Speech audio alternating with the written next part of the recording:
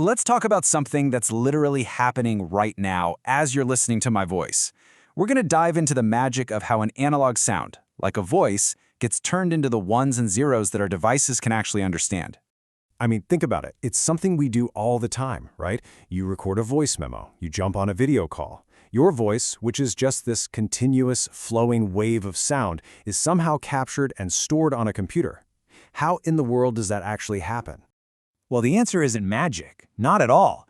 It's a really fundamental process, and it's the engine behind pretty much all the digital audio and video we use every single day.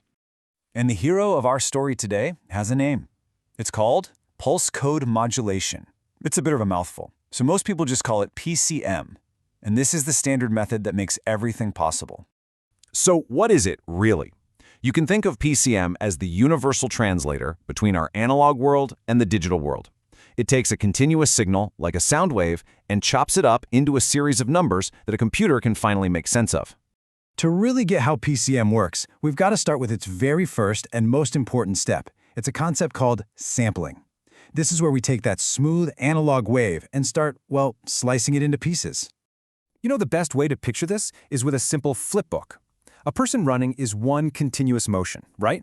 But a flipbook captures that by using a whole series of still drawings.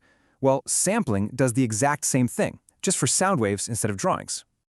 Okay, so let's walk through this. First, you start with your original analog sound wave. Then, you take thousands of little snapshots of it every single second.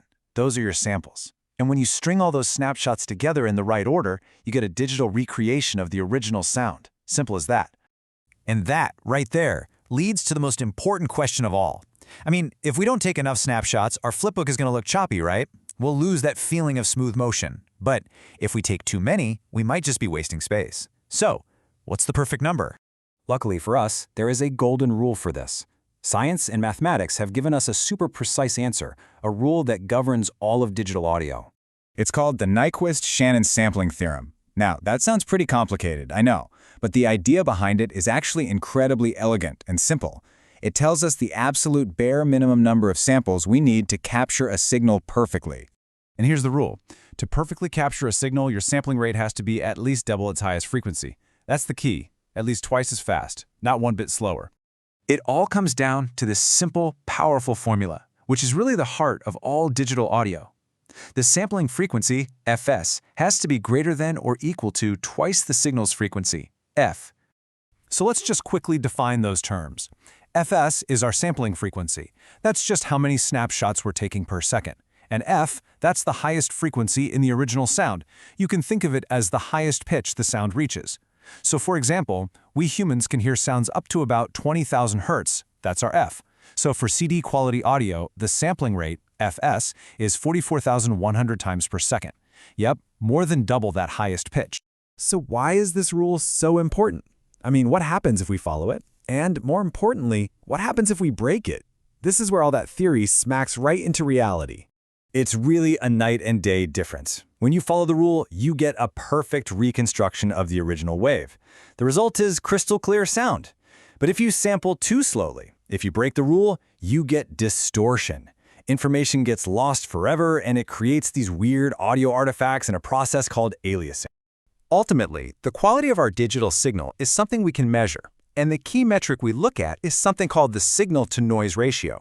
The signal-to-noise ratio, or SNR, is, well, it's exactly what it sounds like. It measures how strong your actual sound, the signal, is compared to any unwanted junk and errors, the noise.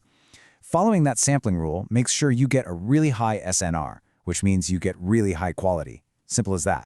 So let's tie this all together, shall we? The process of turning analog sound into digital data is called PCM.